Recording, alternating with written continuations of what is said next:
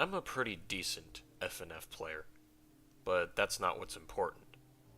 What's important is that I found an unauthorized promo on the Kickstarter page that was subsequently deleted once it was found out by the Funkin' crew. I actually watched through the whole thing, however, I haven't been able to find it, and only have these 3 screen caps as proof. Now, this unauthorized promotional material starts us off with a poorly drawn, animated The Boyfriend walking through a PNG of a park with a bunch of obvious perspective issues. He would continue walking before subsequently stopping in his tracks and looking directly at the camera.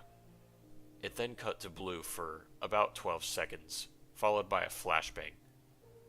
After the flashbang, you can cut to see an even worsely drawn Pico without his guns. Nothing. Just this dead-eyed stare, while closed up to his face. A very distorted screech would play, causing my headphones to die and my laptop to start overheating. So I turned it on mute and plugged in a spare headset. Then, turning the volume up only to find that it was no longer just a screeching sound. Just an eerily accurate Pico voice telling the viewer to donate. Cut to orange, and 15 seconds later, there was a weird jump in quality. Like everything was fluid and well animated, despite clearly using an asset pack, and the animation not in any way like Phantom Arcade's usual promo animation style. Then the last frame froze on Girlfriend, with her retaining her energetic smile for a minute, while the wee crash sound played. Then it distorted to this suspicious glare. The background suddenly disappeared, and the girlfriend starts speaking. Yes, speaking. However, despite there being no subtitles, I still screen capped it. Her voice was extremely raspy and Marge-like, and instead of being overly self-aware, like I initially thought, she would start saying things that she would have probably said canonically. Babe? Where are we? Babe? So, I guess I'm frozen here forever. She soon flashed one of her eyes, froze again, wee crash sound, BSOD, restart, and a TXT file popped up on my laptop, replacing one of my applications. The TXT file read something along the lines of, "Do you feel lucky? Your device is infected because you were an idiot. Do you feel proud of yourself for basically turning one of your means of communications into a waste of money? Well, I do, because I'm tracking you down with your IP address. It's been 5 days since the unauthorized video was removed, and 7 since I had to get a new laptop because the virus on it was so bad that it basically became unstable. So did the guy who tracked you down ever find you? Yes. Yes, he did. And let's say that hiding from them was really stressful before the police arrived. They were breathing heavily while holding a bag. Their breath could be smelled from miles, and the dead look in their eyes showed that the unauthorized Friday Night Funkin' promo was all just a honeypot the whole time. But he was eventually taken into lawful custody for mass murder, and I was offered to pull the lever in the electric chair, which I accepted gladly. Speaking of which, the execution's in 3 minutes. Got a blast. Name undisclosed. Police officers Eric Carter and Johnson Ronald, and the person on execution went missing the following morning. If you see them, please file a missing persons found report. Thank you. And that was the unauthorized promo written by PACmember1. Review time. What was that? Like, seriously, that was nothing. That was a nothing burger.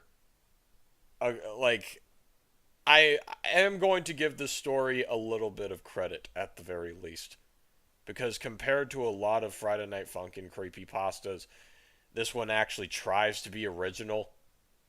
Because the usual F&F pastas I see are either word salad or a bunch of creepypasta fan and BS. But I digress. This story had decent grammar, I will say that. The structuring was alright. But the story. Mm, the story. See, this is the same problem I had with Etta and Nettie episode 34. It is just a bunch of things that happen as they please. There's no coherent reason as to what happens in the animation, in the video. It just, well, happens. We start with boyfriend in a background, and then a flashbang for some reason, and then Pico telling the viewer to donate, and then girlfriend talks like Marge, and what happened? What was that animation? If it was trying to be mysterious, it failed. I'm sorry, author. It really failed. Like, I couldn't understand a semblance of what was going on.